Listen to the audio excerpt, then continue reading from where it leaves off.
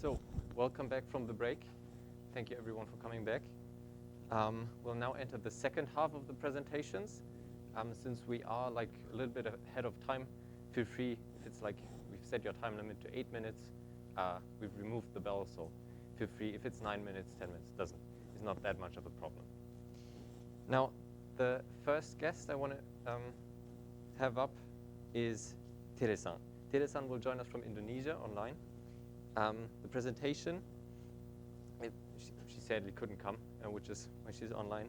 Her presentation will revolve around not just importance of education, but give us concrete examples in what way we can like improve it. And I'm just going to give the word to Tere-san then. Thank you very much. Okay, thank you very much for the introduction. So I'm gonna share my screen first.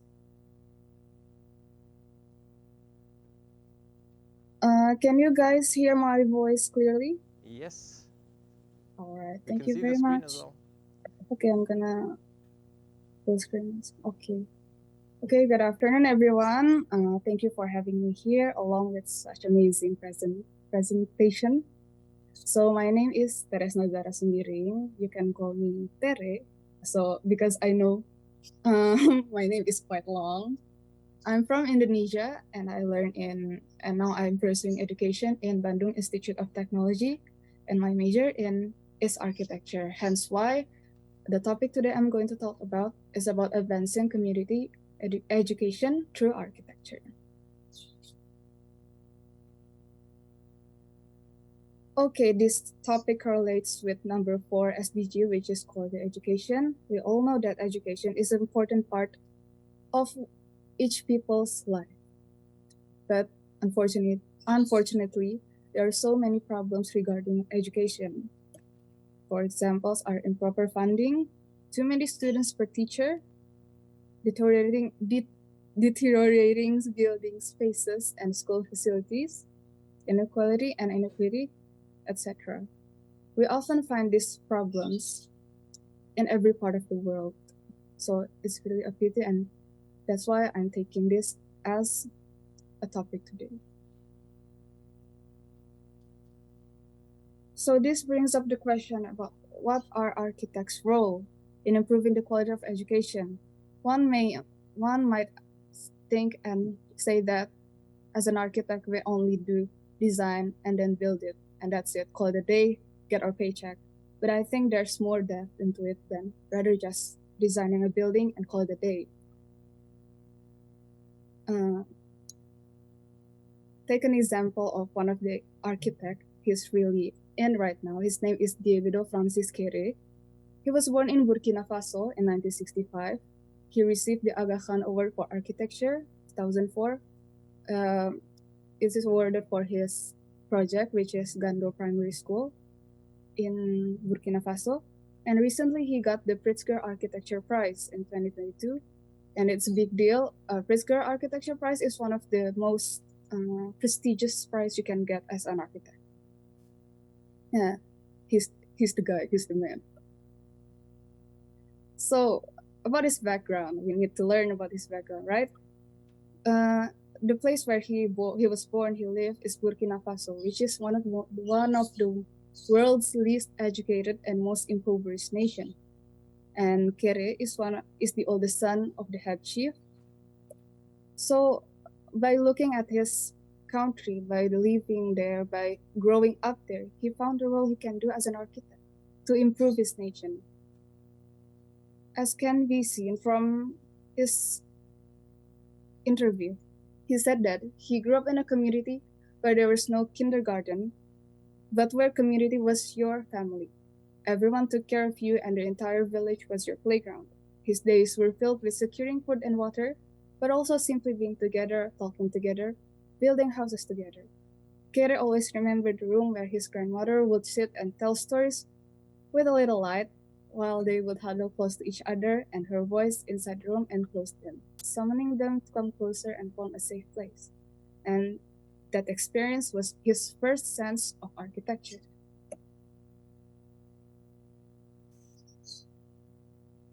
And then what makes his project brilliant that he deserved such grand award, such as Pritzker.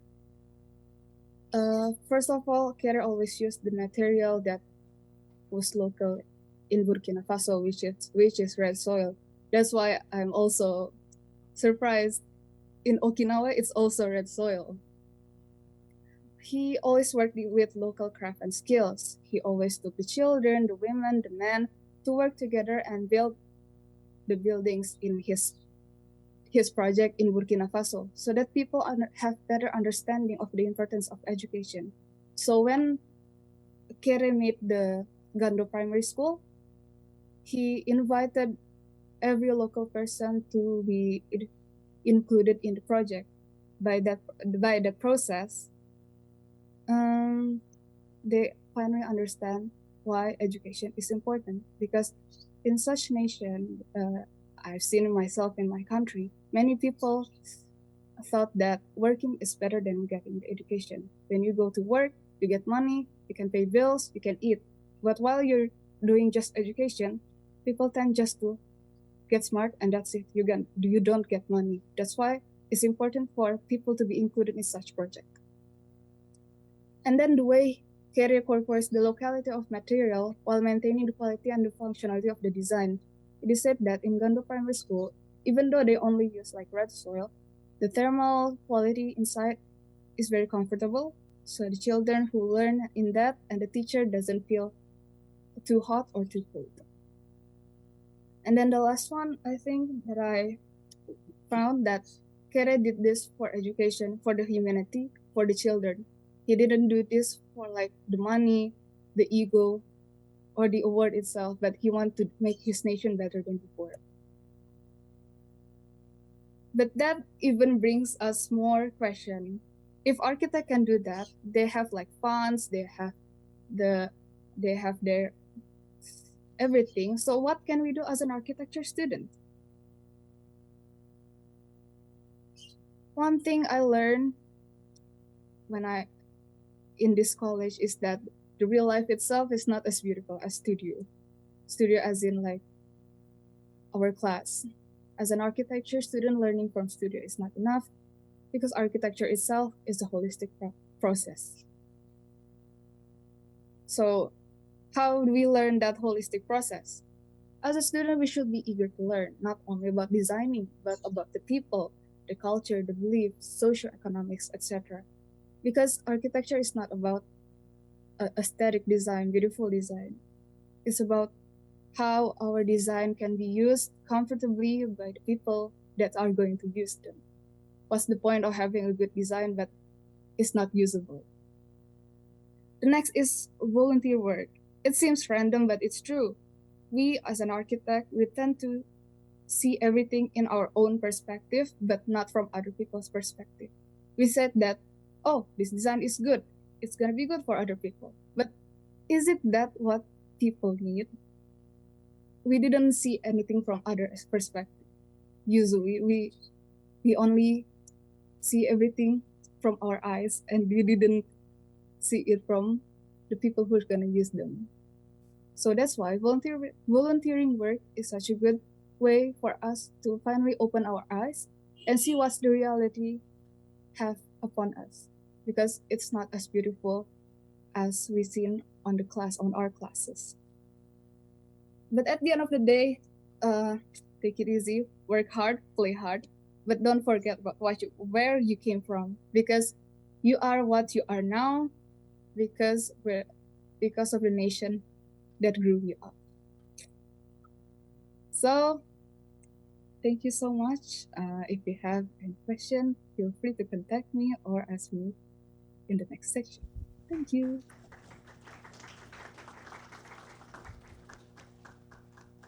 Thank you very much. If you have any questions, as she said, we can ask them in the free talk after all the presentations. Thank you very much. Thank you very much. So next up, we have Tung. Automation is one of the stepping stones that have led to the current society and humankind as it exists. I look forward to an interesting viewpoint on that, and always a very interesting topic that's coming on is the fear of people, like stealing jobs and stuff, which you hear all the time. So, thank you very much. Okay. Konnichiwa. Watashi wa Tung desu. It's okay? Because it's going to be embarrassed if I'm wrong here because I have to practice a lot to spell the sentence. Okay, so let me introduce again. My name is Do Hoàng Tung. Do is the last name and Tung is the first name, so you guys can call me Tung. And I'm student at Hanoi University of Science and Technology, one of the best well-known university in Vietnam. And my major is mechatronics. So today I will talk about an issue that relates to my major, which is automation, the savior or the destroyer.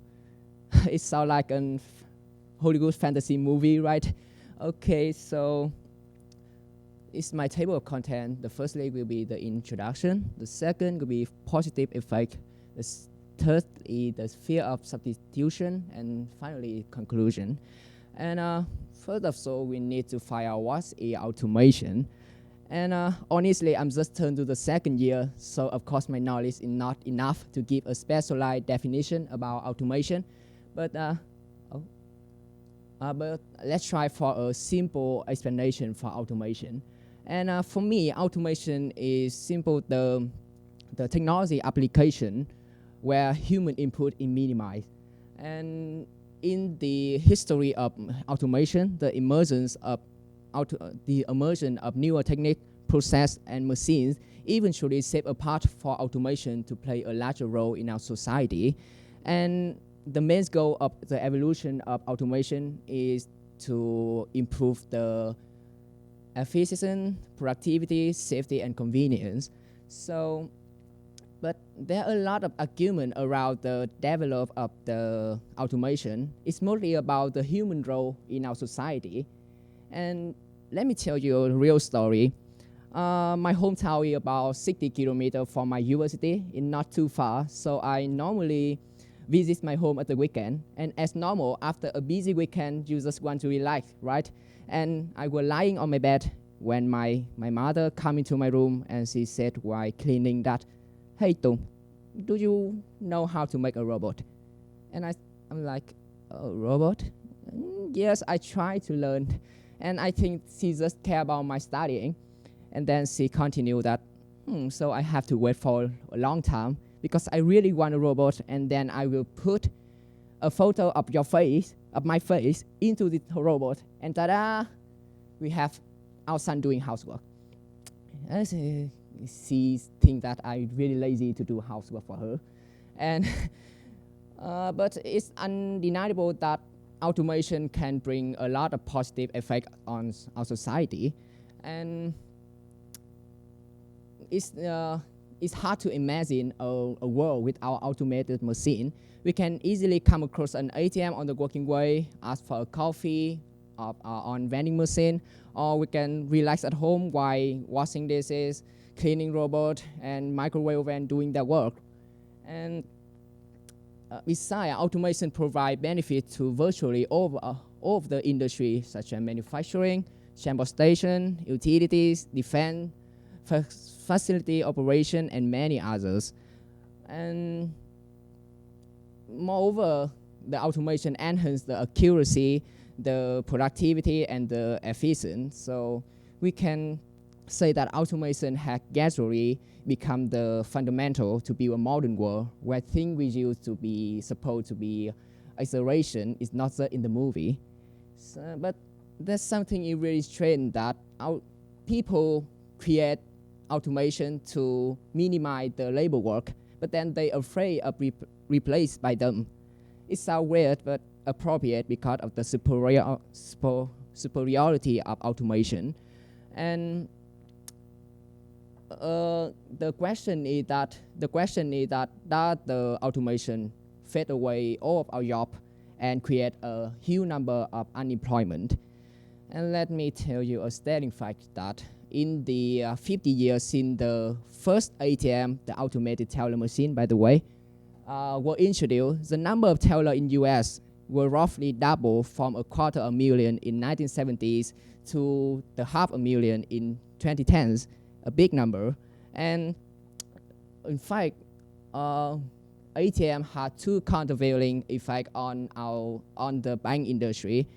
Of course, they replay a lot of the teller task, but the bank immediately find out that they can open more branches, and that led to more tellers. But the teller doing somewhat different work than the past.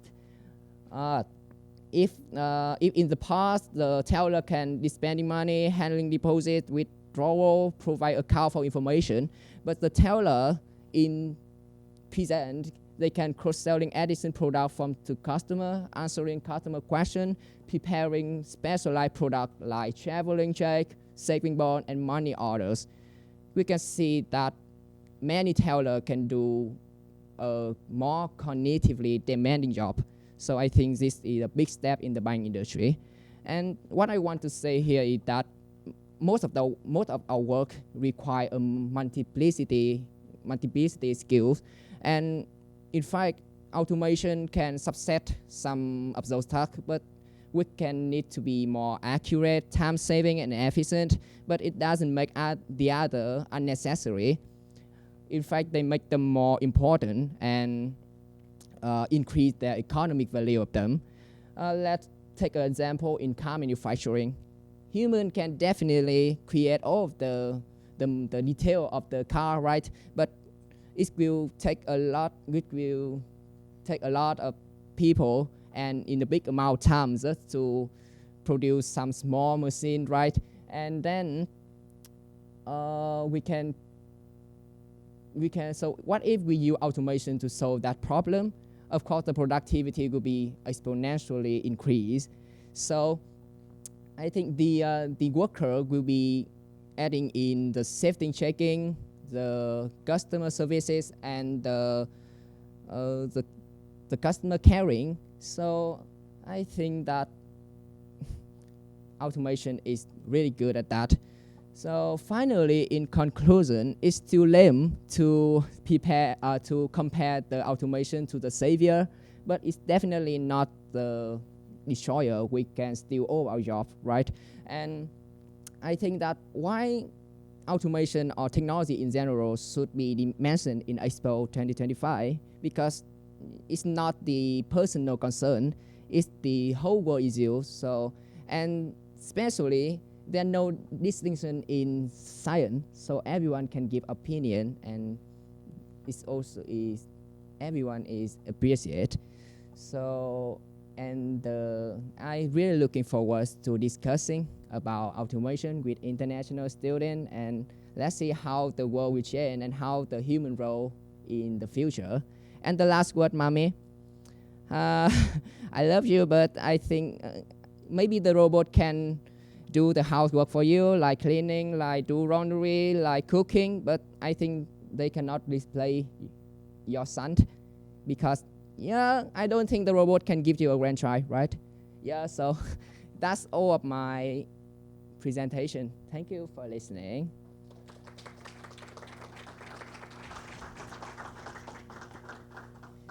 Thank you very much. I think the topics that were like of automation as well, especially in connection with the artificial world that we've heard from C previously. Thank you very much. Next up, from the Kobe Institute of Computing, we have Suga Rio. I'm really looking forward to this presentation because it goes about the tiniest city in Hyogo Prefecture and what happens when you connect it to the entire world. Please. Thank you. Okay. Hello, everyone. I'm Rio Suga, studying in KIC, Kobe Institute of Computing, Graduate School of Information Technology. Okay. And today, I'm going to share you about part of my initiative. The title is as written here, Leave No One Behind, Bridging Japan's Rural Areas with the World, Diverse Future for Local People. So I focused on the small, weak people today, and we are working to revitalize diversity in a rural area, contributing to a society where every individual can fulfill their potential and individuality by giving them the opportunity to do the same in the rural area, not in not only in urban areas. Okay, so our initiative, I think it's following the theme of those and has same vision to today's host, Atune Unity, philosophy of unity. And my university is small-scale school, but we have students from various countries, in addition of African country and South American, Afghanistan, and Middle East Europe, and Asia, like Myanmar and China, and Vietnam also. Okay, and I found they are interested in interacting with locals, as well as discovering life in the countryside in Japan. And what we do is this one, bridging rural areas with the world. So while utilizing KIC resources and with the cooperation of the local government, we are working to connect the smallest town in Hyogo, Kamikawa, with the world, and provide opportunity for international and cultural exchange, as well as exploring how volunteering while interacting with local could be our new experiential tourism attraction for inbound travelers. So why Kamikawa? So one of the reasons why I'm working on this in Kamikawa is KIC, my university, has signed agreement with Kamikawa. Some students have based their research activity in Kamikawa as a PBL, project-based learning field. Maybe your university or school might have same kind of things. And I will now introduce some of our activities. The first one is Kamikawa online class. So this is the online class. The Japanese students from KIC recruit international students to interact with children in Kamikawa online twice a month. And KIC students introduce their country as well as children in Kamikawa, research and present differences between Japan and the other countries, like KIC students' home countries, and play communication game using English. And online English conversation class in a community center. The traditional Japanese English conversation class in Kamikawa was not supposed to be held this year because of the difficulty of hiring ALT, assistant language teachers, due to COVID-19. So we proposed a breakthrough, so reflecting the voice of locals, that it would be shame to lose kind of opportunity to access the real life English, so that we provide this kind of conversation class from this year using the internet to enjoy English conversation with 4 international students living in Kobe. And we also involve international students in activity of the local community. For example, this one, international student participated in the community's exercising class for elderly. And this one is this time they made Tanabata bamboo decoration tree together. And this program was well accepted by local participants. And it was also featured in the town's PR magazine. And we are now working with local community, working with the support of local community to hold this kind of program in another area in the town. And also, this is part of my research in my school. But last month, I also conducted a verification tour regarding community exchange volunteer.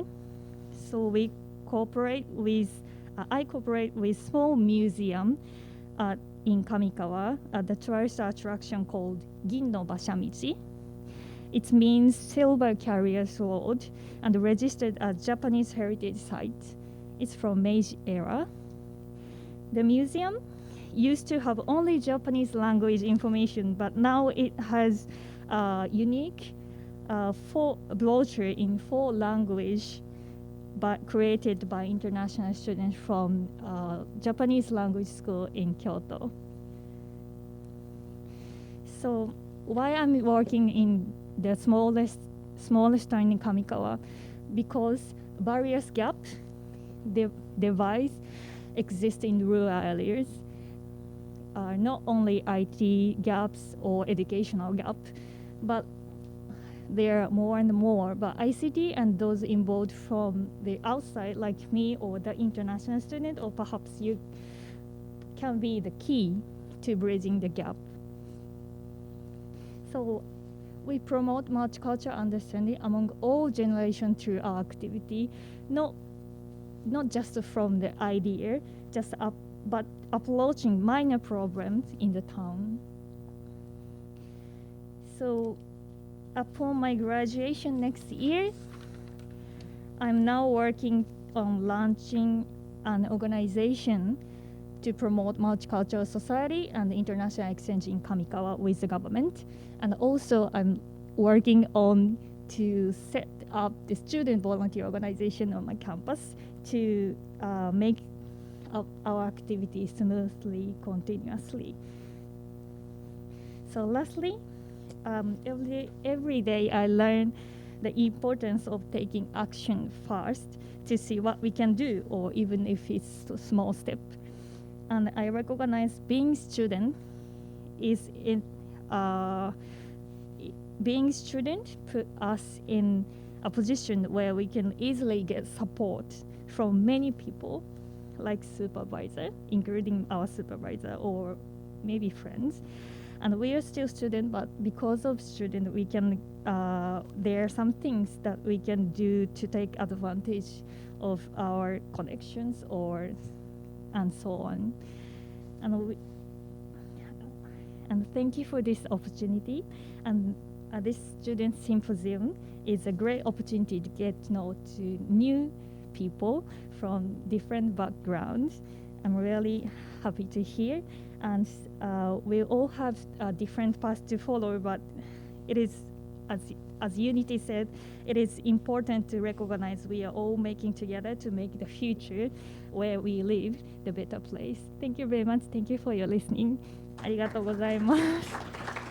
ちょっと Thank you very much.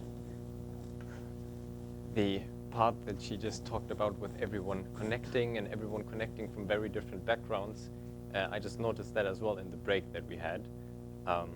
We actually had thought a little bit about exchanging the break because everyone was talking and exchanging line as well. Thank you very much. For our next presentation, something very dear to my heart as a computer science student, I want to welcome Lorenzo from the De La Salle University in the Philippines. The presentation, please come to the front here. The presentation will be about the Internet of Things, which some of you may have heard about. It's a very, very fascinating topic, I think. Thank you very much. Let me introduce myself. I'm Lorenzo Querol, and I'm studying in De La Salle University, situated in Manila in the Philippines. And I'm majoring in BS Computer Science, specialized in computer systems engineering. So we mostly work around embedded systems, as well as microprocessors and microchips that every day are actually getting smaller and smaller to the point that we can place them in anything that we may wear or use. It's very interesting. And today I will be presenting my presentation entitled An Interconnected World, the Enhancement of Human-Computer Interaction through the Internet of Things, or IoT.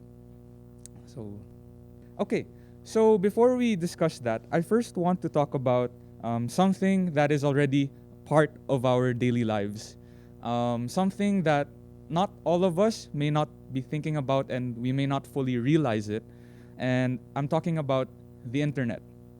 When we first hear of the word internet, we usually think of things like maybe social media, or maybe every day we use Google or we use the maps to find out where we are. Or for me, as a foreigner here in Japan, I use it every day to get to know where I want to go using using trains and buses. And usually that's what we think about.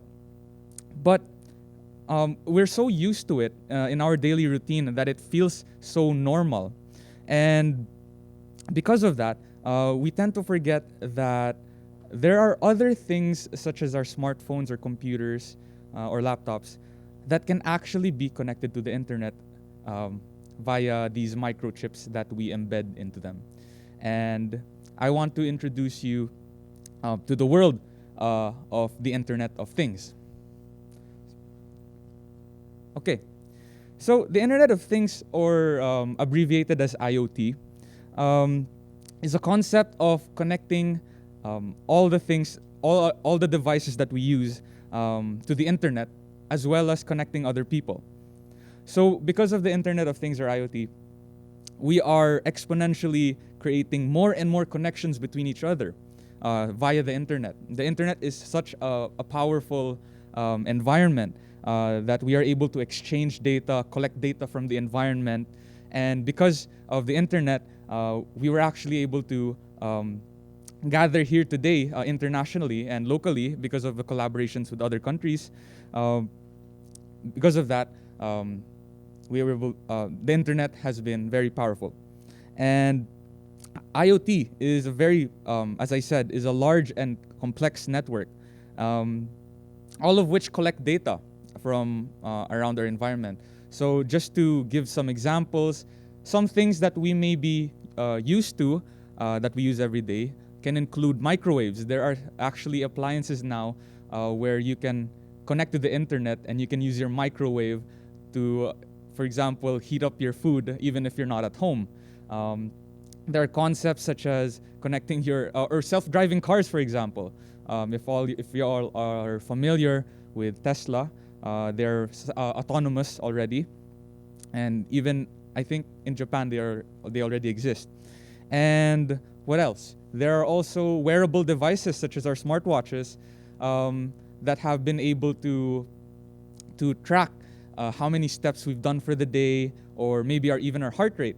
So those things have been collecting data from the environment, and it's been and because of that, we can create smarter decisions that we may do in our daily routine. And even if it's just a small part of our daily lives, a small part of it gets automated, just like as what Tong said. Because of the IoT, it makes our lives more accessible, better in a sense, and maybe in some aspects even more fun. Okay. So you may be wondering, with all the discussion that I've said so far, wouldn't you be asking the question, isn't the internet enough to connect everybody and unify all the people around the world? Because we can already communicate with other people from different countries, even from different time zones. Isn't the internet already enough? Well, that's true and false, because there are still some things or aspects about the internet that we can probably improve, such as the physical experience that we have when communicating with others, which I will introduce, human-computer interaction. And human-computer interaction is actually a multidisciplinary field where, it's self-explanatory. We try to improve the interaction that we have with computers as well as with everybody else. So, because of that, I want to talk about some of the barriers that we are still experiencing right now. And as you can see in the pictures, one of them, I want to first start off with one of them, which is nonverbal communication, especially people with disabilities or PWDs. So one of the actual problems that we have right now in the Philippines is the amount of people that are quote-unquote excluded from society because not enough people have enough knowledge or knowledge, or is not being taught to them about sign language. So that sign language, with sign language, we can actually communicate with nonverbal disabilities, such as being deaf or being mute. And because of IoT, we can actually embed things or create modules that we can wear that have helped in creating or connecting us, others, people who are usually used to verbal language, and we can connect ourselves to people who use nonverbal language, such as sign language. And with that, for example, in the picture here, the person is actually wearing a glove that has several sensors, or nodes, as what we would call it, in each of the finger joints. And because of that, they were able to train it such that it could recognize different sign language cues, such as the alphabet, and other what do you call this? And other words in sign language. So that's just one of the examples of unifying us with everybody else, such that we live in a more non-excluded society, such that we all are moving towards the future together. Another example would be the language barrier. Right now, before, when it was my first time in Japan, I could not speak Japanese at all, and I was relying on the internet, such as Google Translate before, and sometimes there would even be we would be lost in communication, and eventually we won't be able to understand each other. But because of devices, because of devices such as this one, I think it's called Pocket Talk. These devices have now been able to translate conversations real time as we speak to one another. It is able to translate real time, and therefore we are able to further minimize that gap between the language barrier has created. We are able to minimize the gap that we have with different people from other countries who don't speak the same native language. And lastly, I want to talk about the artificial world, with the virtual world actually, and which, as we are all familiar with virtual reality or VR, we are actually VR is inherently supposed to make us feel that we are actually there in the virtual world. And if we were to apply this to unifying people all around the world, we can actually create sort of a community or environment where people can collaborate and understand each other furthermore. And because of that, we can even create other devices that enhance our physical experience, such as maybe creating a device that creates haptic feedback. If you're familiar with haptic feedback, such as when you tap something on your phone and it vibrates, that is what it's called, haptic feedback. And we can include haptic feedback in maybe VR sessions, such that, for example, if you want to shake hands with somebody, then you could actually feel that they are shaking hands with you. And because of that, VR can become a device, a thing of the internet, per se. So, what does IoT hold for the future? So, it is expected that more and more devices will be connected together. Approximately around 5 billion more devices will be connected to one another. And because of that, we have created such a deep network with one another. And with that, maybe even the incorporation of artificial intelligence and augmented reality, if you're familiar with AR. These technologies are actually being developed by companies such as Microsoft, wherein they can augment reality by embedding a chip in our glasses, and we can see things through our glasses that people cannot. And aside from that, if we were to take IoT to a larger scale, such as smart homes and smart cities, maybe even through smart agriculture, wherein we can create buildings that are specialized for hydroponics, and we can use artificial intelligence to even automate or tell us or make smarter decisions on how these plants should grow in different environments. So because of that, with that said, thank you for letting me show you a very interesting portion of my major, which is the Internet of Things.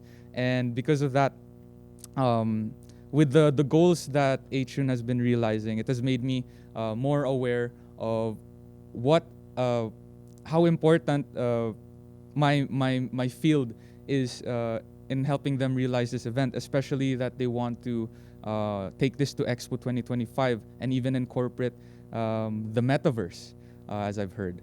And because of that, I think the Internet of Things will really help in connecting everybody closer to one another so that we can move towards a more unified and peaceful world in the future.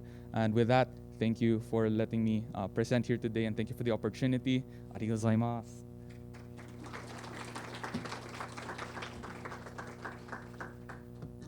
Thank you very much. This has been all the reasons why I started studying computer science. Thank you for the reminder. So, second to last of the presentations we'll be hearing, I want to welcome from the Inochi Wakazo project, Nakazu Nina. Thank you for coming. The Wakazo organization aims to create a society where life shines. And they are designing a data technology that is directly contributing to a few of the SDGs. So look forward to hearing about that. For who design future society for our lives in the future, what Wakazo wants to do together. Dosha University Faculty of Culture and Information students, first year Inochi Wakazo project, Nina Nakazu. With the mission of creating and imagining a new future where everyone protects each other's lives, Wakazo aims to realize a society where everyone can protect each other's lives through the utilization of healthcare data. An organization in which medical students and non-medical students all over the country work together. Armed with the passion of our youth, we will co-create with many people regardless of age, position, or nationality to think hard about design future society and to work towards the 2025 Osaka Kansai Expo and the future beyond. In fact, Wakazo has been involved in the expo since its bid to host the event. This is what Wakazo we want to leave behind for the future at the Osaka Kansai Expo. It is people. We call this human legacy. Human legacy refers to people who design future society for our lives and tackle the world's challenges with a new way of living and an understanding of life. Through the expo, Wakazo hopes to pass on to the future those who understand and act on the concept of design future society for our lives.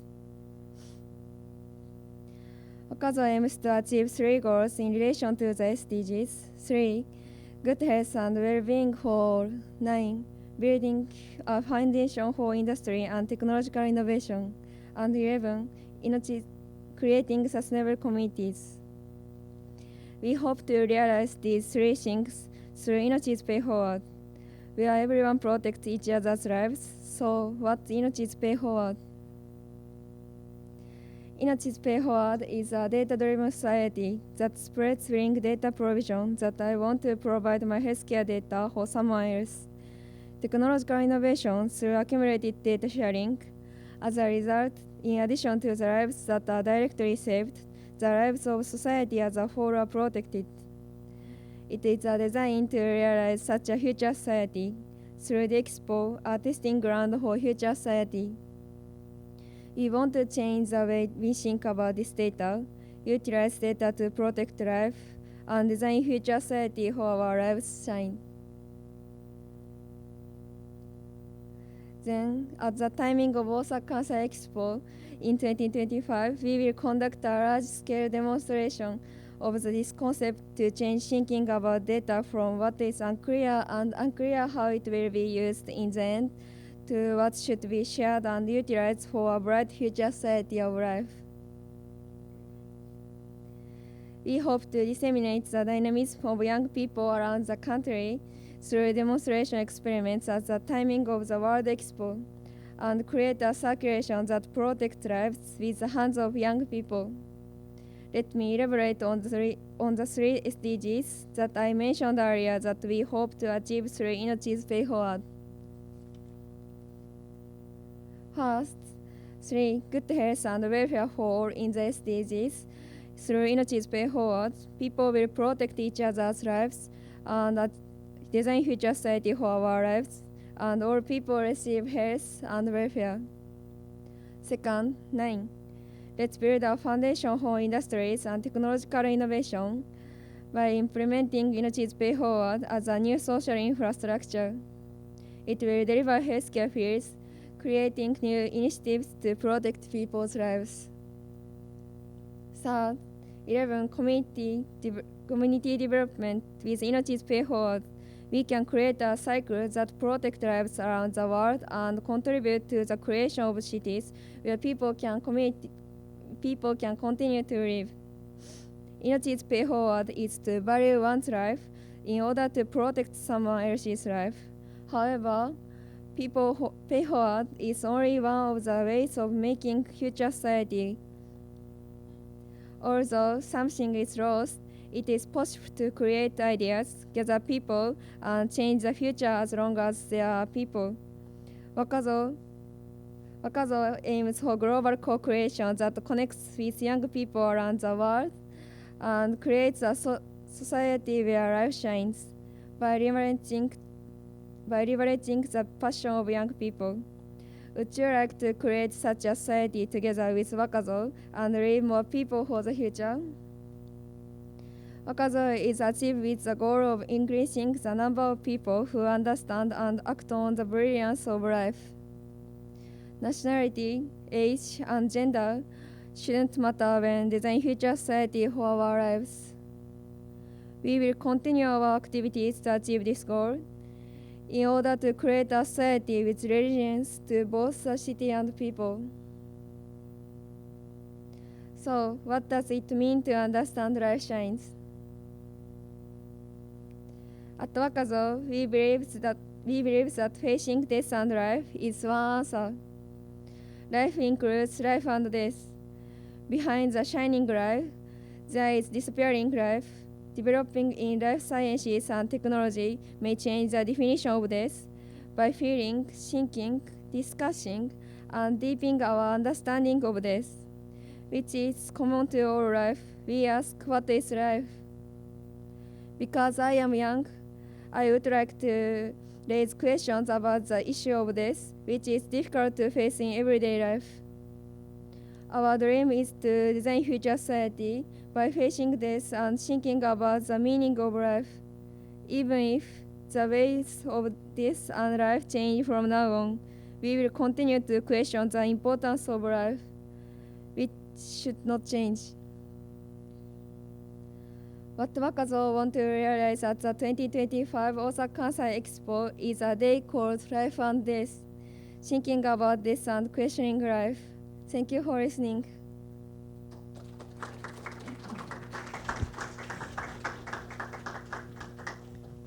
Thank you very much. Now, with the last presentation coming up, I want to greet from Regeneration, Ukon Norihito, which will talk about the generation gap, but not in the way that we usually hear about it. Thank you very much. Okay, good evening, everyone.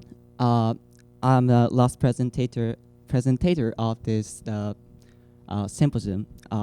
And actually, I already graduate from the universities on this September, and I work in the Kansai Electric company in this now. And I also working the I also found and representative of the regeneration. The mission of the regeneration is the energizing Japan from Generation Z and improving industrial competitiveness and the sustainability of Japanese society by reforming work styles.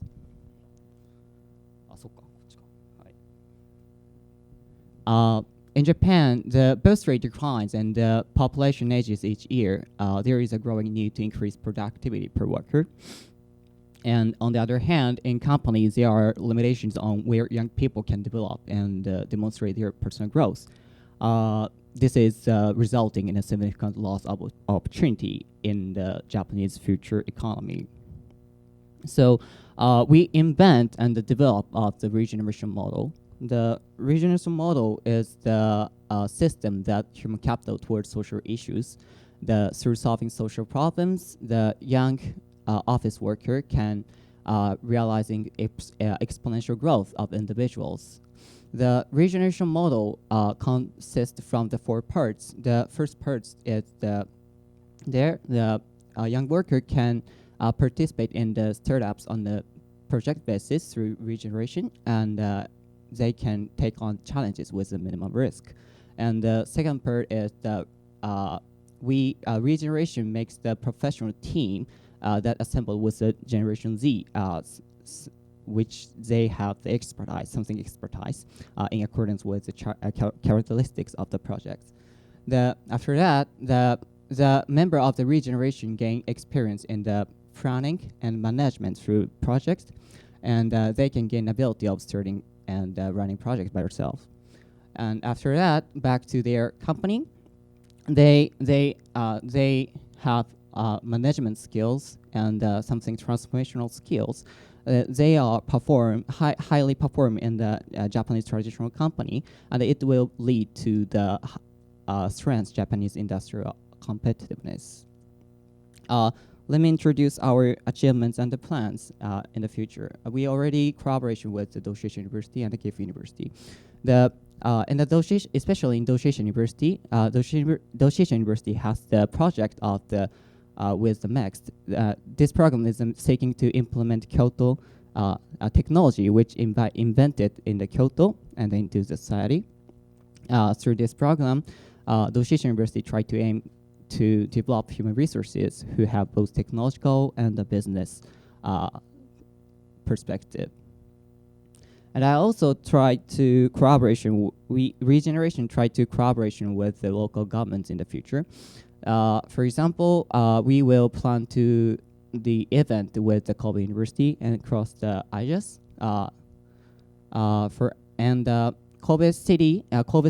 Kobe local governments have the project about the urban redevelopment project.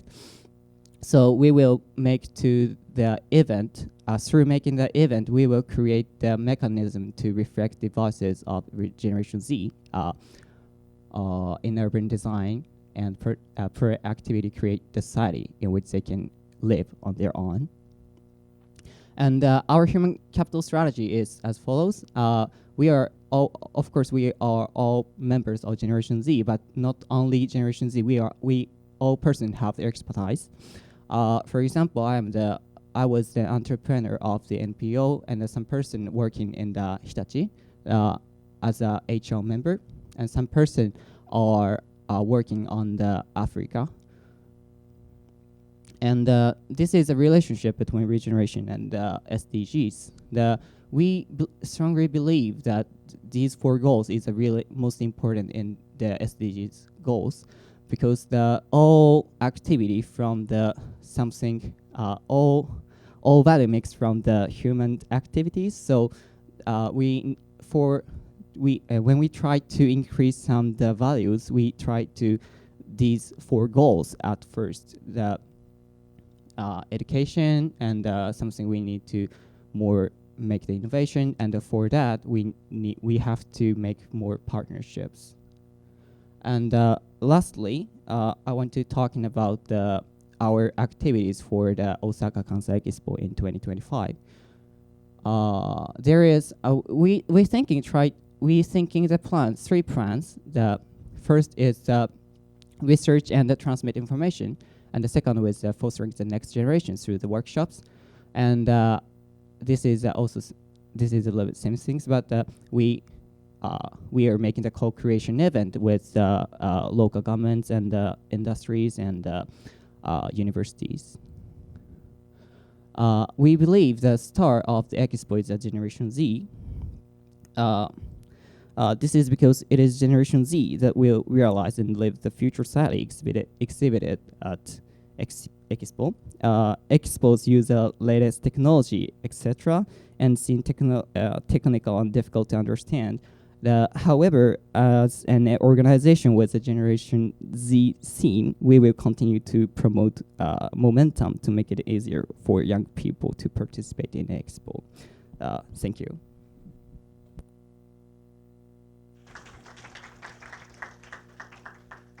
Thank you very much.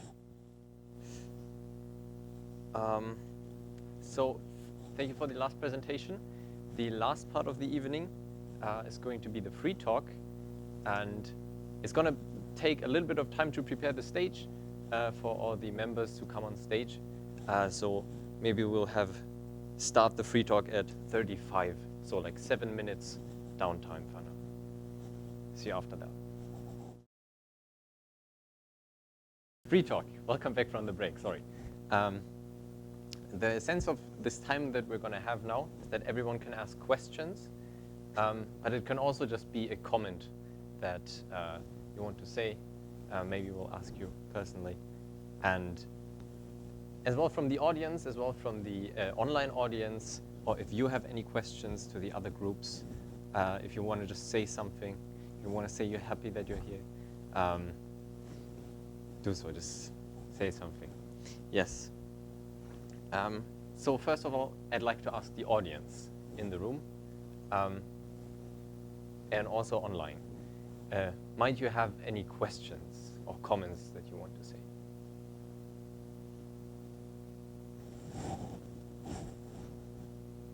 say? If someone online has questions, just unmute yourself and just start speaking.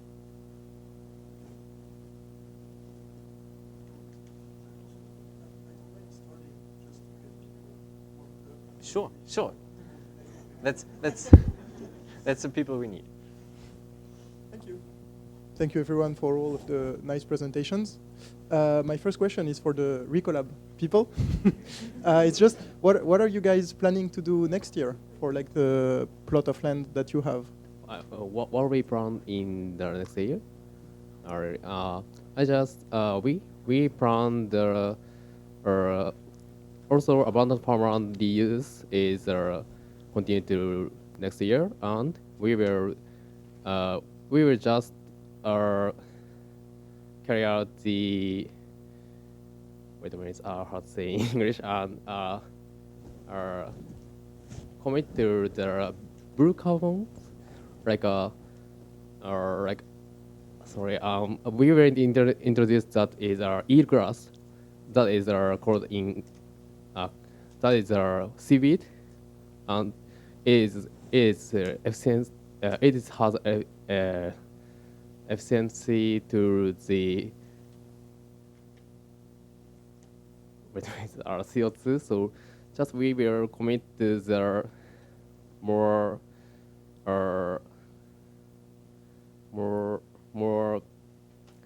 how to say English. So sorry, I'm also speaking English. So we will carry out the spread the eelgrass activities. So next year. Well, I'm not sure if it will be popular because my question is also for you. But first of all, thank you for A-Tune and for having us here. Before you continue. Oh yes, there's a question. No, but you can continue. For the online people and Teresa especially, just maybe put on your camera so that we can put you in the group as well. Also, you guys can give the question to the Tere. She will appear in the screen also. So, okay, yes. Go ahead. Sorry. Maybe to diversify it a bit, I will actually ask question.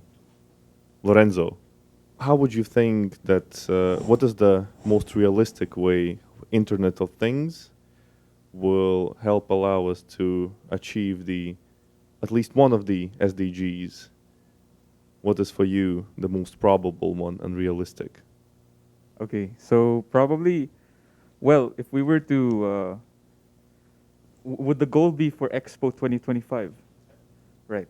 Okay, so I think one of the things that is most realistic now is like ever since during the pandemic, the proliferation of this so-called virtual world that is the metaverse.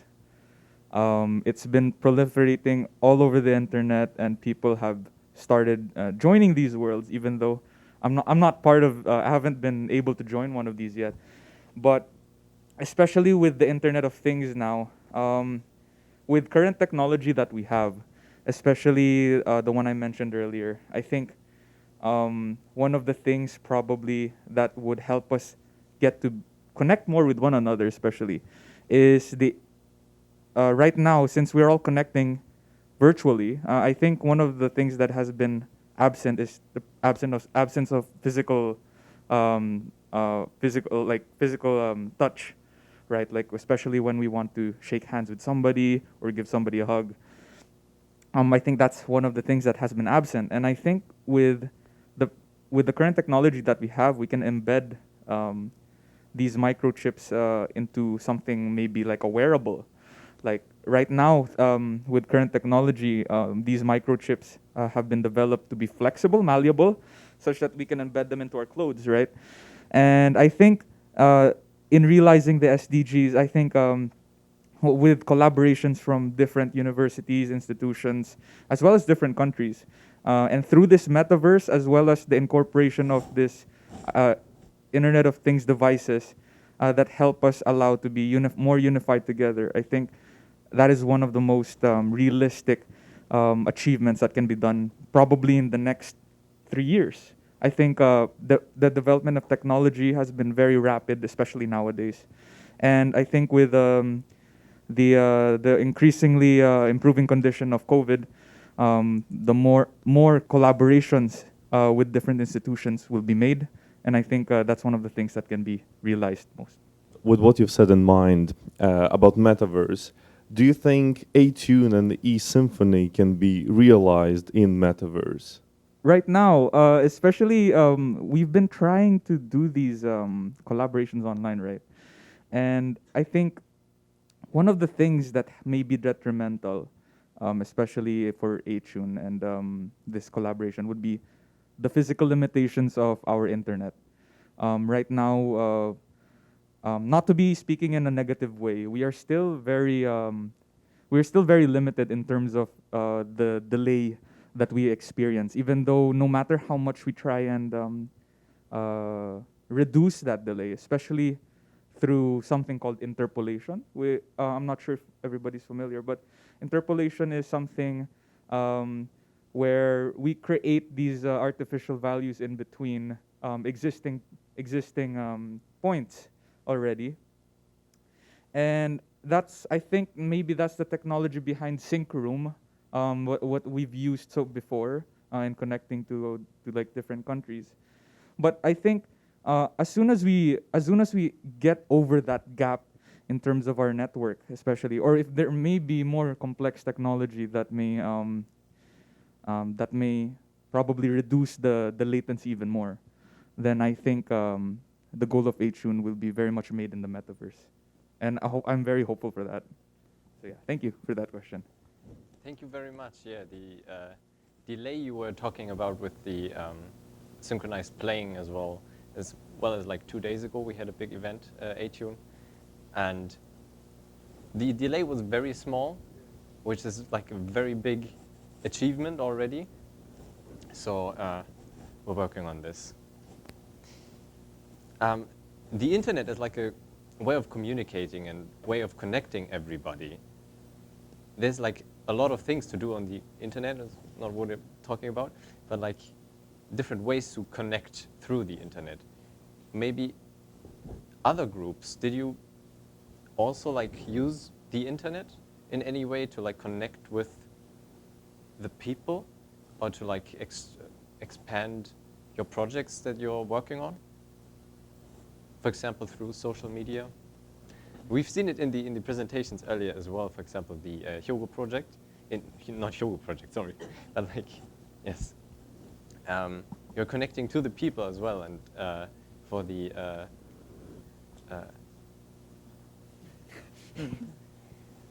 so you were also like connecting to foreign students foreign student, because I'm a student, so foreign student, international student is closer than other foreigners. So Ah, I just gather foreign international student, but using ICT, so it's really useful to connect the people from abroad and Japanese local people. But there's also IT device like gaps is existing, so we need to care about this when we use information technology as well, to not to, how to say, how can I say, not to create another gaps.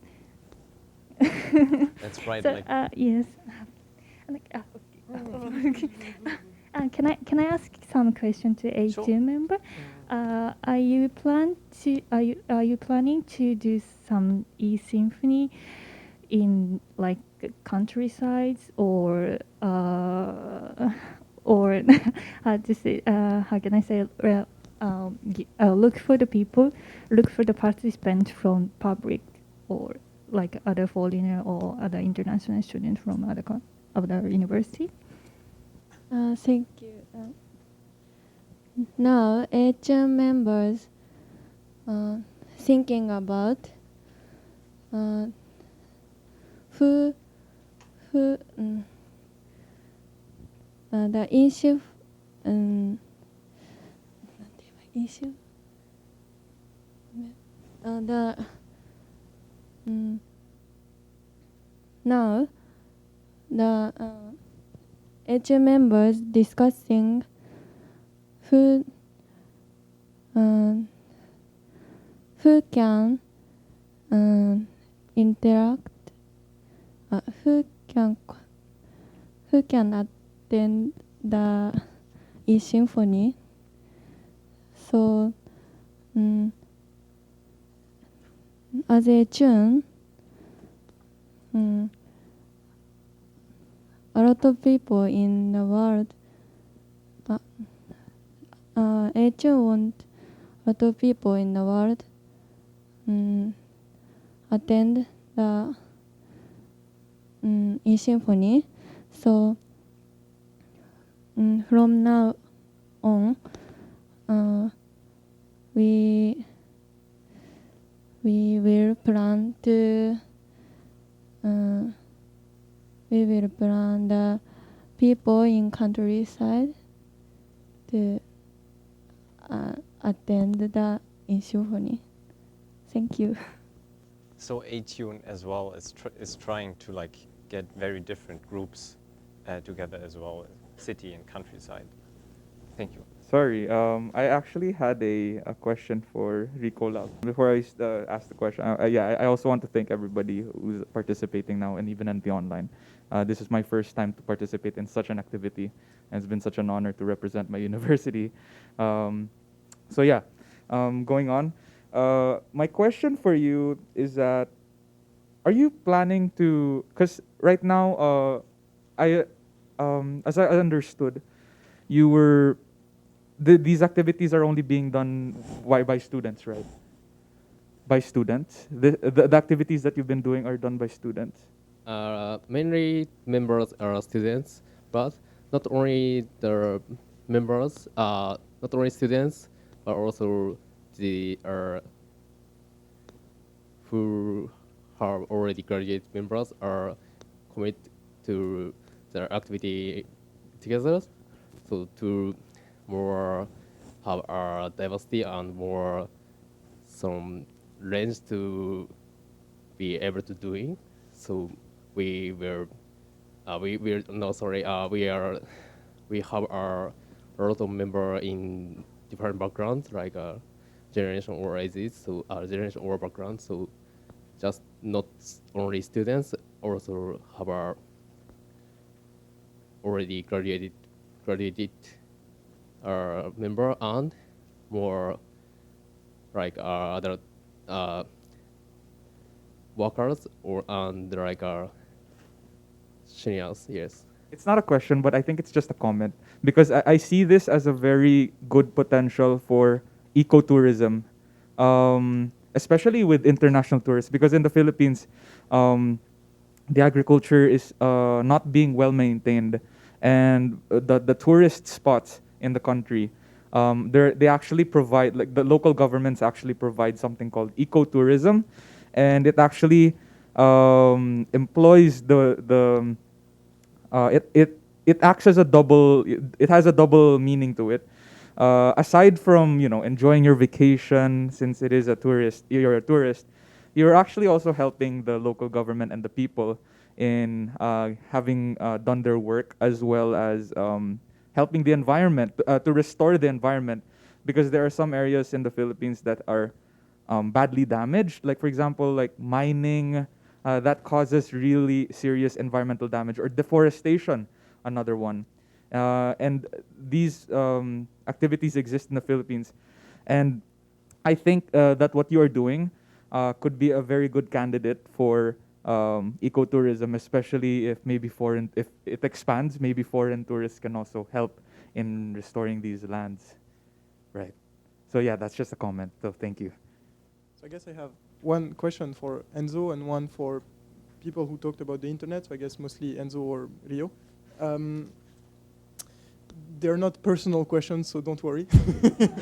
Now, the first thing I'm wondering about is the internet is becoming an increasingly more complex environment, and there are some people who are not, let's say, very tech savvy, or like not really good with that sort of thing, especially the elderly population. So do you have any ideas of how the Internet of Things can help with solving these issues? Because it could be seen in a way as increasing the inequalities by depriving a part of the population from having access to the internet. But on the other hand, the Internet of Things can be a good help for that. So do you have any comments regarding that? Okay, so one of the things that has been increasingly popular, especially with the Internet of Things, and making it, especially with dealing with accessibility, not just with like disabilities, but also of old age. There was using the Internet of Things can actually be able to not enhance, but rather help, for example, the elderly to understand more about how the way that Internet of Things work is that we are sort of extending how we use the internet into to many different devices. And I think these devices, for example, that elderlies use, such as in their normal lives, maybe it could be like the appliances at home. They could be connected to the internet, and those don't have very complex interfaces. And because of that, I think they're not really left out, but rather they're still somehow connected to the internet. And with increasing complexity, we are still able to keep it simple for them because of those appliances that are embedded with microchips. So yeah, that is my answer. I'll try to think of it later. Sorry. In addition to Enzo-san, I think teaching one by one is important and efficient. And I think Japanese government recently started a kind of initiative to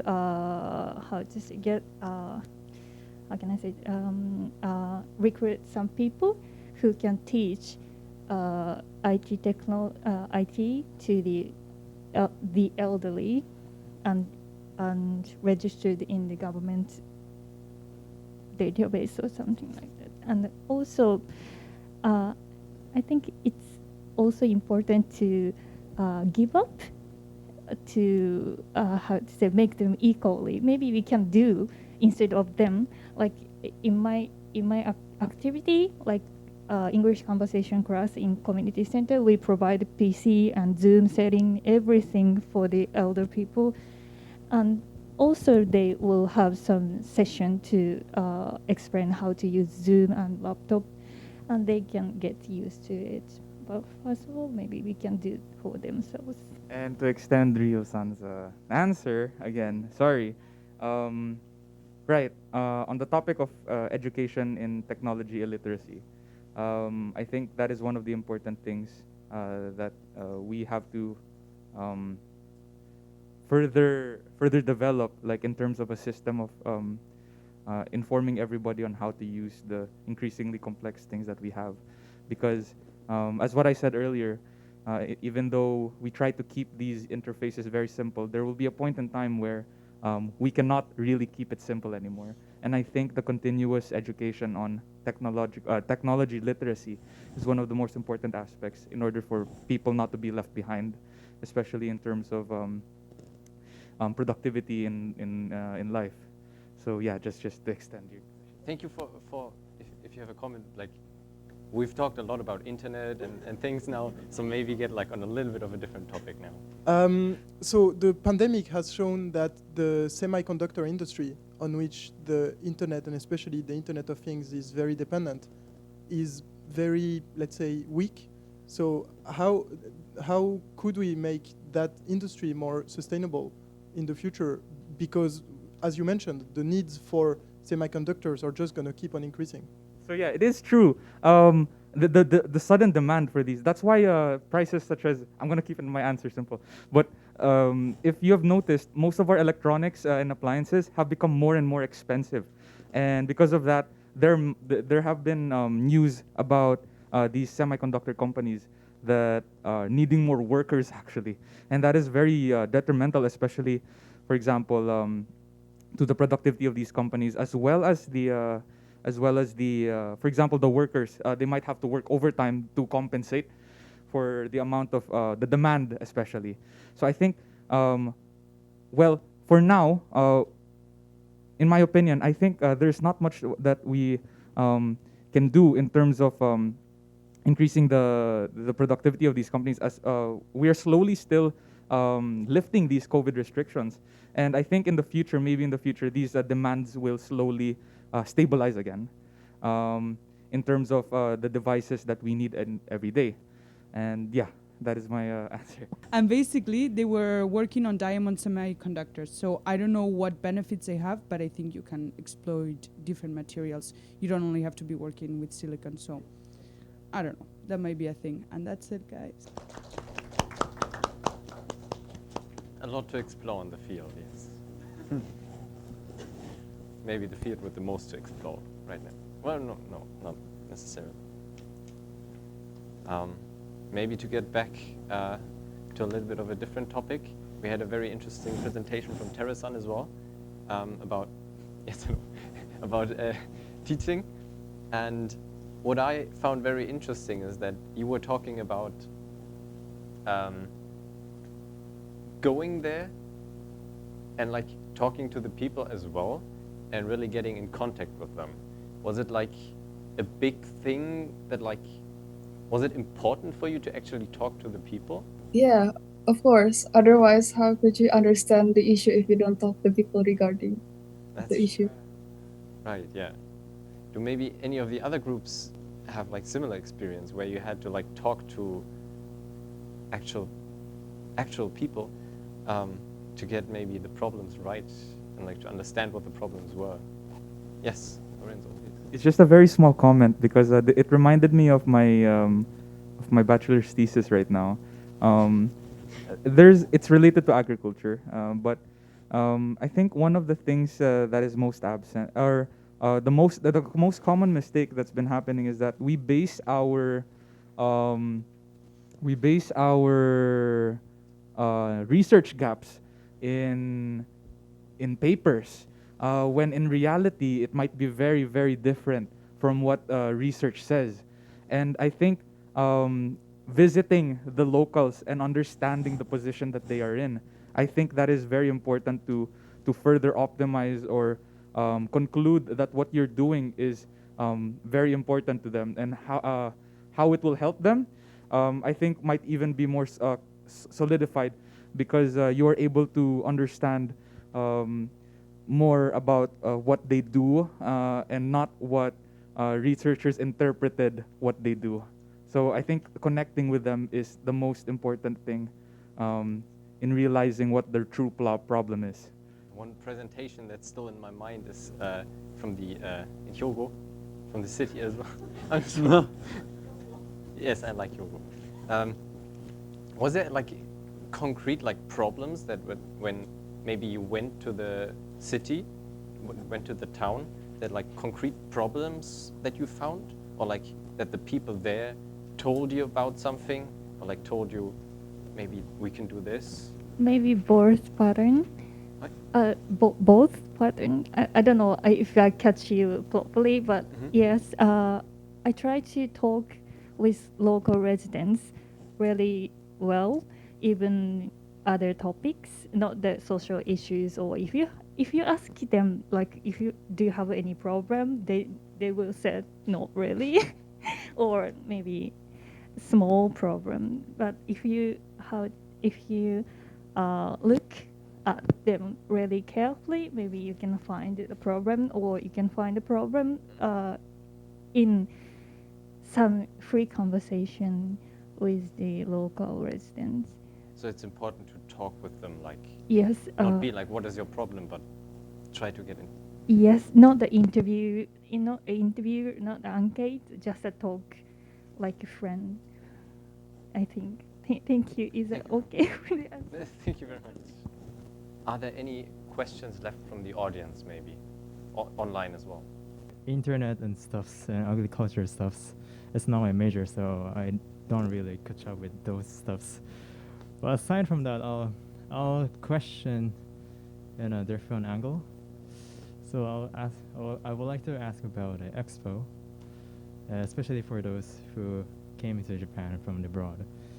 And then like I would like to ask how much like famous or popular in your country about the Expo 2025 Osaka Kansai Japan.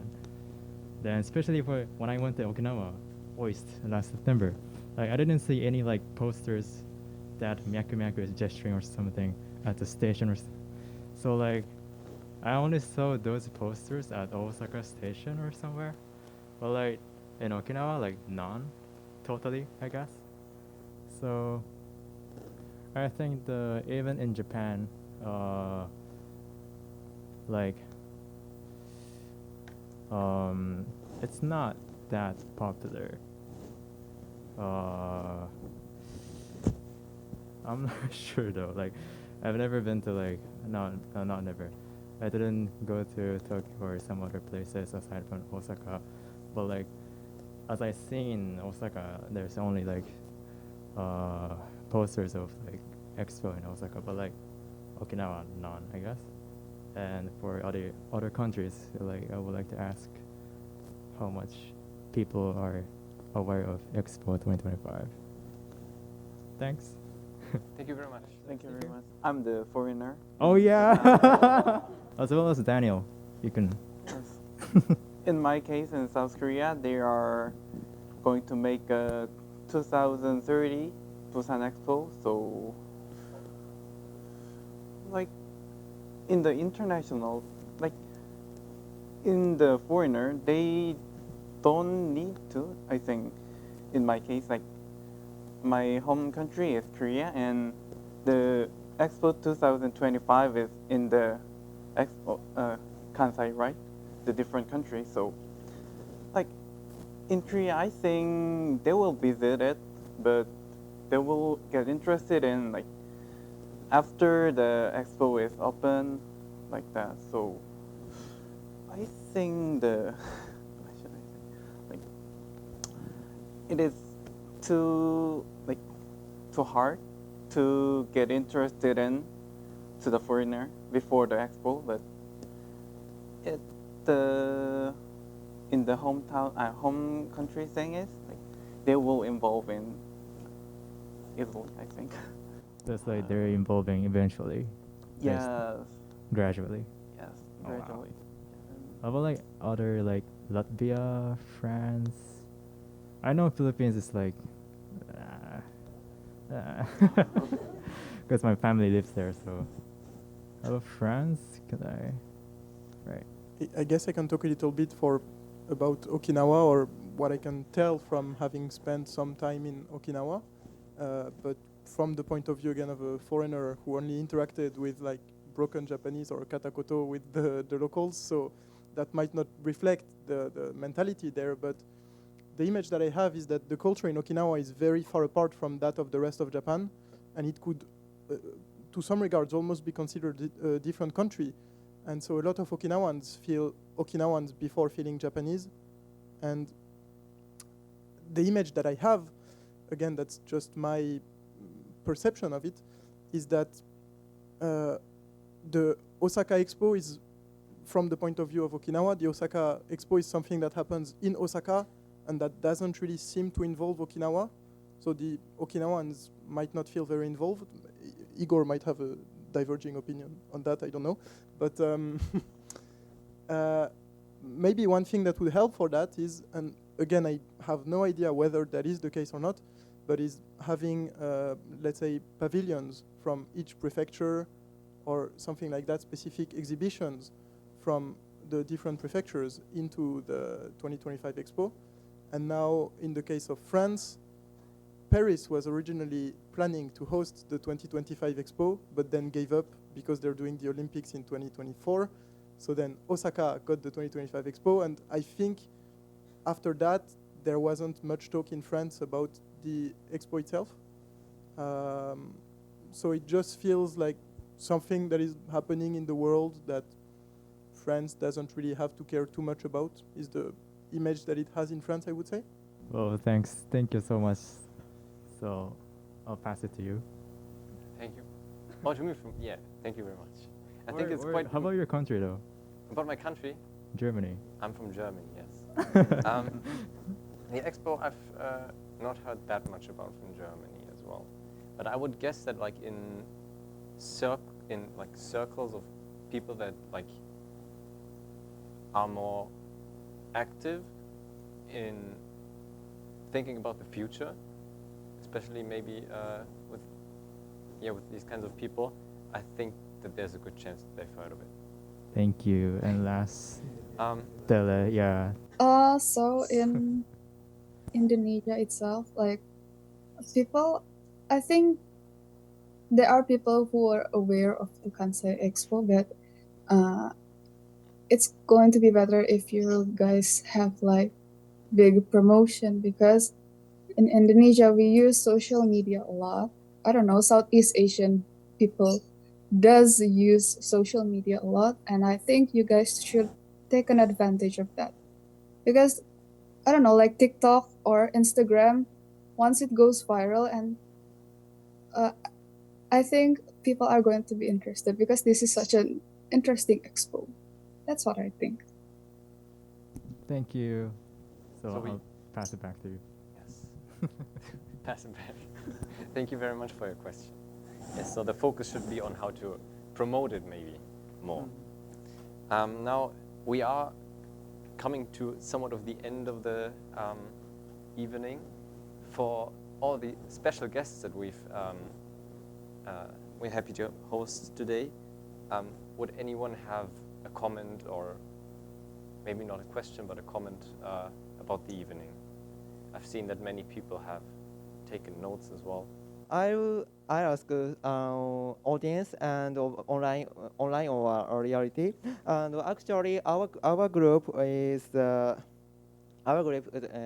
trying to connect to the virtual reality world. So what things do you want to connect between virtual and reality? Please answer, everybody. Our group trying to realize it. Okay, I don't know if this is very positive for human impact actually in the world, but I don't know, there are sports that are like really money consuming, like if you want to go surfing, kite surfing, snowboarding, so on. And if you can do basically a simulation of that to kind of improve, and when you have to go real time, actually enjoy more your experience, that could work out.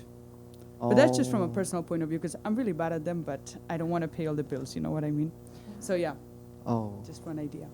I think it is a good idea to realize it, to connect the simulation on about the sports is now just online on the PC on PC panel. However, we think the project, if the project is realized, we can achieve the simulate more Thank you for answering. Thank you very much for the question. To the last part of the evening now. Again, one last time I'll ask for the special guests, for example, Mr. Dome, for example, would you have a comment to the Thank you very much for wonderful presentation, all of you. I am a director of Social Solution Initiative at Osaka University. All right, and now, yeah, I would like to ask two or three questions. SDGs says no one will be left behind. Then the first question is, who to you? Who is a person or people left behind? You understand? Who are left behind to your project? And the second question is, SDGs sometimes say, leave no one behind. The second question is to you, who leave no one behind? You understand that? And the third question is, what kind of connection between people who are left behind and people who leave no one behind in your project or action? This is my question. So anybody who wants to answer can answer. Thank you for the questions. I do find it easier just to put it in this relationship. No one will be left behind whom we are leaving behind. And from perspective that I feel as someone who arrived to a foreign country, being now in Okinawa, and as OIST is promoted as a hub that tries to advance at least this one prefecture, this community, I feel that's the way to go personally, not to look extensively on a global scale, but start locally. And that's why I like the idea of a Recolab project, as it looks at very specific one point of improvement that can be done. So as OIST is an international university, it tries to bring assets and development to the local community and to the local people from the world outside. And who shouldn't be left behind? Locals who make the community, who are there, and we as foreigners trying to be part of that community. And all the projects that we are doing are not solely international, but they look also at how to advancing the local community by teaching kids in the schools, inviting general public to the university to show what we are doing, and giving opportunities to the local students to enroll to PhD program or internships. So that's the perspective of OIST in my eyes. Thank you. So I would like to also say something about that regarding your question. So thank you for the question. So for those that are being left, for me, in my perspective, having grown up in the Philippines, a majority of the population is in poverty. And it is quite saddening to see that there's not much that is being done to further improve that marginalized sector. And I think for me, those people are the ones that are being left behind, because I see that for me, we do have these programs in my university where we do visit the areas, the sectors that are in the slums, and I see that many of these children and adults, they have so much potential in being able to rise up further from where they are. And for example, not in my field directly, but I'm part of the orchestra, sorry. And there are times where I do want to initiate a program that allows us to teach music to people, because it might inspire some sort of discipline as well as maybe an eventual career path into the not so popular music industry. Whether it may be music production or if you want to be a classical musician or anything like that, any genre. And one of the things that that I've realized in doing those kinds of programs as well, aside from teaching music, we also teach the marginalized sector computer literacy. That's why I mentioned earlier something about the education of computer literacy, and I think it's really important that we do visit those people who are left behind directly, because we are able to connect to them the most. And I think to them, I cannot speak for them, but I think they do really appreciate the effort that we do, because in De La Salle, we are taught that we have preferential option for the poor. We want to teach the poor and give them education that they need in order for them to further improve their situation. And I think by doing these kinds of activities and by promoting these kinds of activities, I think that us students, especially us students, everybody here who have the capability to study, and we are able to provide further information to them. I think it is important that we help out each other, even no matter our situation. If we're poor, if we're rich, I think as long as you have the right mindset, we are able to bring ourselves together towards a more unified society. So that is my question. Sorry, that's my answer. Thank you very much. Wonderful answers. My answer is like this.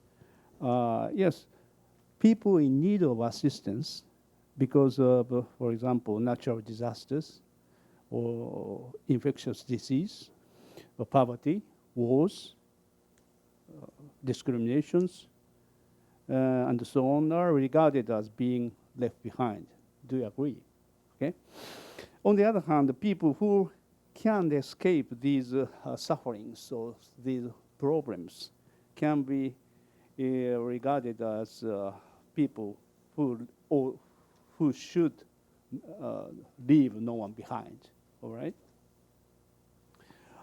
So, people assisting people who leave no one behind can be regarded as people assisting. Can help people in need of assistance. It is natural. No? But is that all?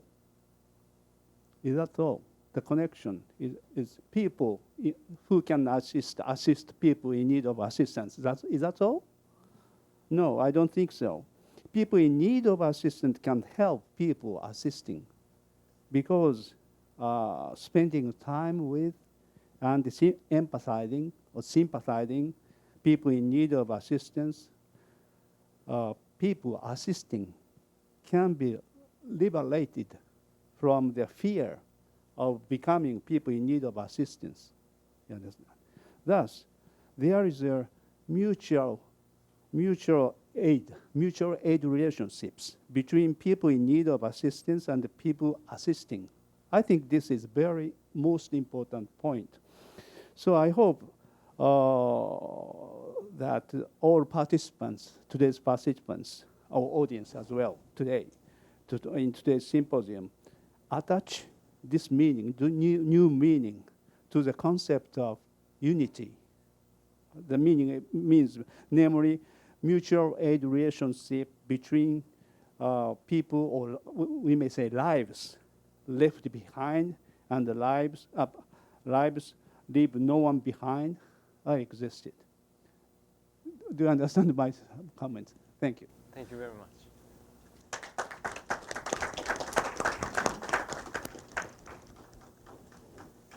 Thank you very much.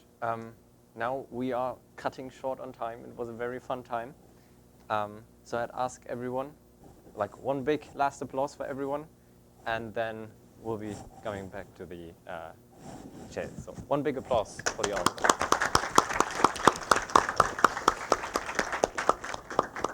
Thank you. So, Thank you. It was honored to be able to hear your opinions by having an international event like today. As many presenters talked about their major and interested, I think we were able to expand our interests in various fields. For example, our agent presented about our goal Expo 2025 and about what we are working on at SDGs. Another group presented their activities related to SDGs and Expo. Also, I was so surprised to hear about the major related presentation from individuals.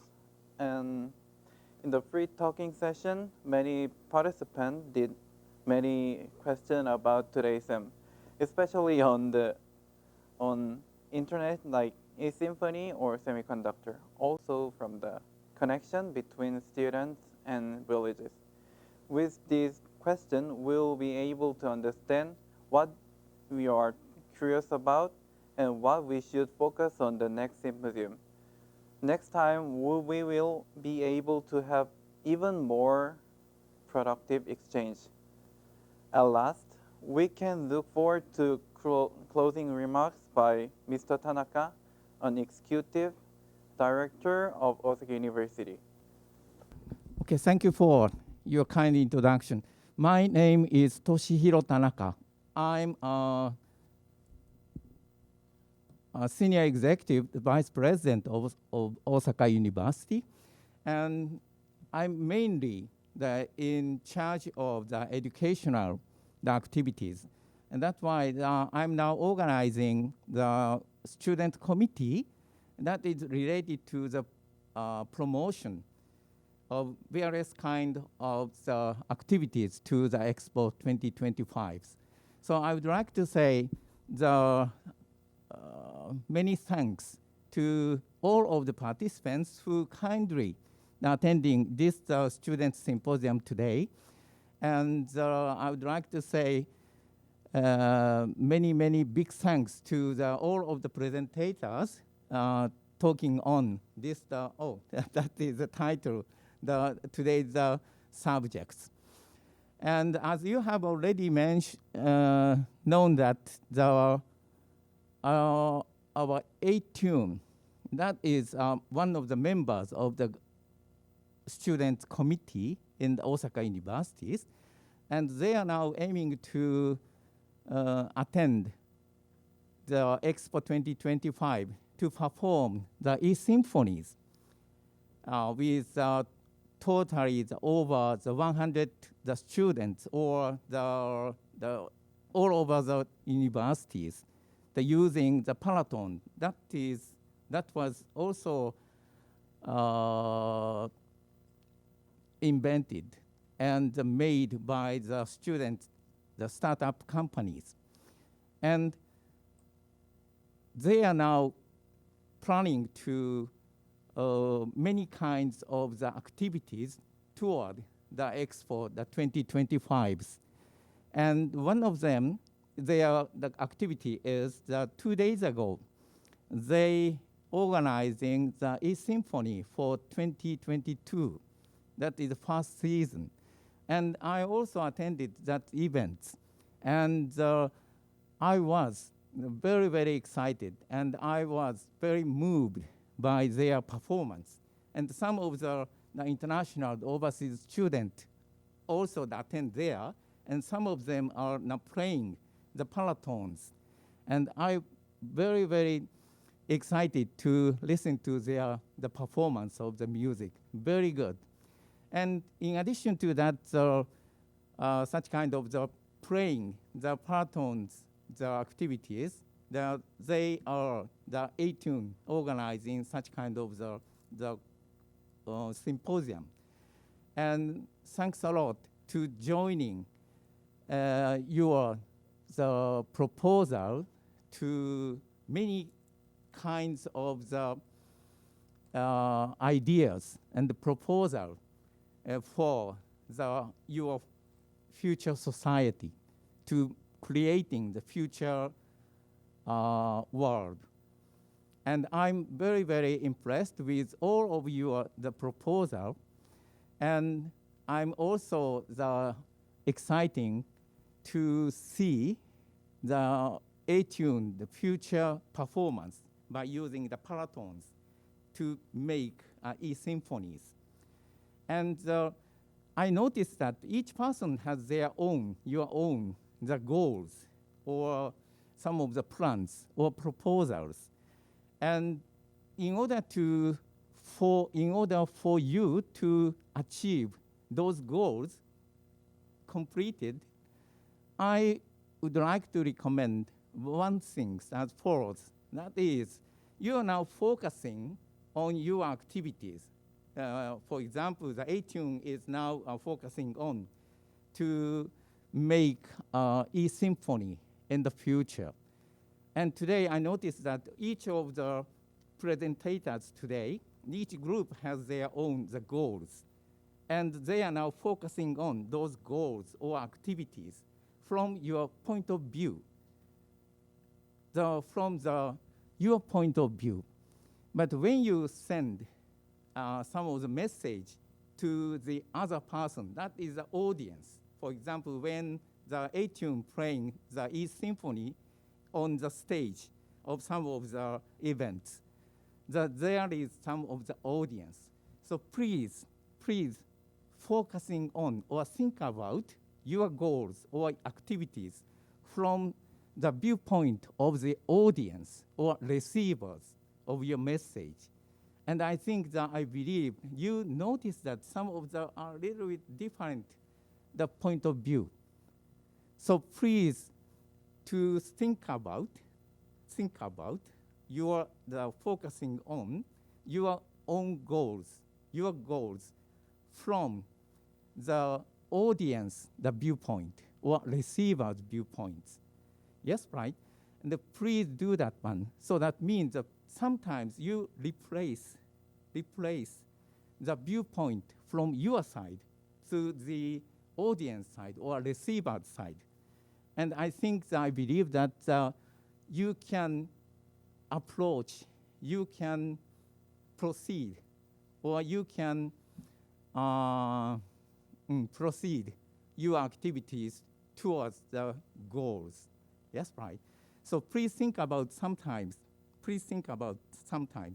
your goals from the viewpoint of your own, as well as the other side, opposite side, or audience side. And when you say, some of the proposal, or when you play some of the activities, such kind of the e-symphony, something like that, there is your side, and there is some of the opposite side. Not opposite, that is the audience. But there is a gap between your side and the audience side. And I think that you have already known that the unity is to remove those gaps and to unite both sides. So that is the concept of the unity. So that is very important. And in order to remove such kind of gap, one of the way is to replace sometimes the viewpoint from your side to the audience side. So I recommend you to do that one. And I hope you will be successful to performance in the e-symphony in the Osaka Kansai Expo 2025. And please join, all of you, to join there in 2025. And I also wish you all of your activities. So I wish you the good success for your own goals. So thank you very much for your kind attention. Thanks so much.